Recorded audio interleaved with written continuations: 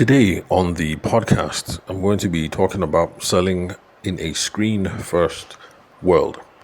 Again, today on the podcast, we're going to be talking about how to sell, how to move market, how to look for customers now that most of the things that we do are screen first.